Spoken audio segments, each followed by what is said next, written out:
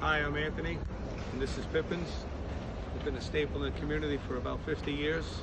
As I said before, Pipins has been around 50 years. I've been at this location for the last 5, and most of my staff that's been with me is about 25 years. They're obviously family, they're very special. We have a bond, and if you didn't have a bond, there'd be something wrong. And it's been very tough because as we try, to do this inside dining, outside dining, and now to go, most of my staff has been taking shifts there, and everyone's just alternating to try to make ends meet. And it's not easy. Even a 5th grader can figure out 25% of indoor dining when we had it at 100% of staff and paying the bills. Doesn't add up. Can't work. It's a recipe for disaster.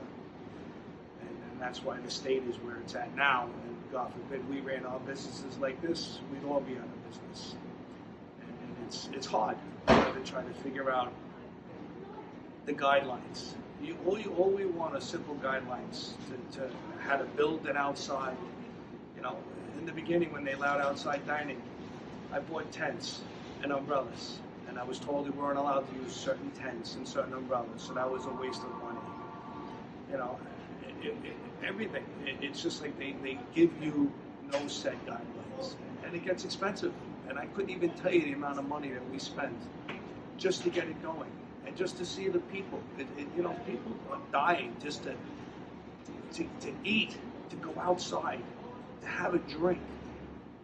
The governor takes away drinks to go. He doesn't accept food like wings and French fries is not food, so you couldn't have wings or French fries at a table with a drink. They just took everything away from us, and it's so hard to make money.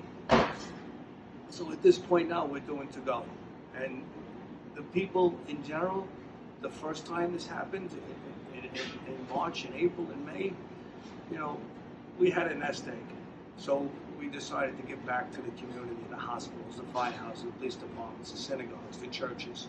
And we donated food to everybody. And we called to make sure they wanted what they wanted, and we brought exactly what they wanted as far as the churches went and the firehouses. Hospitals couldn't be nicer. When we delivered the food, they were shocked that they saw us, my partner and myself, and not just staff members, because that's how much we cared. We delivered the food to them. And then it caught on because people started calling and wanted to donate money for this cause. And we would match whatever they donated. And it became a great thing because that's what Bay Ridge, the community, is about, giving back. Because this is a blue-collar place. All we have are nurses, firemen, police officers, sanitation. And I don't want to leave anybody out, but that's what this place is. That's how we're built. And I don't blame people now. It's tough. Times are real tight. There's no stimulus package. People don't have the money to try to eat out 3 times a week, and for to go. So it's not easy, and I get it. And I applaud them for doing what they did the first time around because it really helped. And this time, it's really tough. And I don't know what else we can do, And like I said, my staff is great, and we've been around. But as anybody knows in the restaurant business, and obviously the governor and mayor doesn't know, most of your money is made November, December, and January. Those 3 months are your prime months to make money to put away for February when you get your credit card bills back from the holidays. June, July, and August, when people take time off to go away with their families. So those 3 months that we miss, what do we do now in June, July, and August when it's slow and God knows what we're going to be like? I have no idea. There's no nest egg to fall back on. What am I going to do with the money?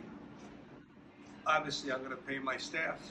And as I said before, at 25% of the restaurant, at 100% of the bills, I'm going to pay off my bills and hopefully stay flush. It's not easy. And Dave, I just want to add, I think what you're doing, and I'm sure everyone thinks this, is unbelievable for the restaurant business because the politicians aren't giving us the time of day. And the fact that you're taking your time and effort and funding and helping people is an incredible, incredible service. And I thank you for that, regardless of what happens.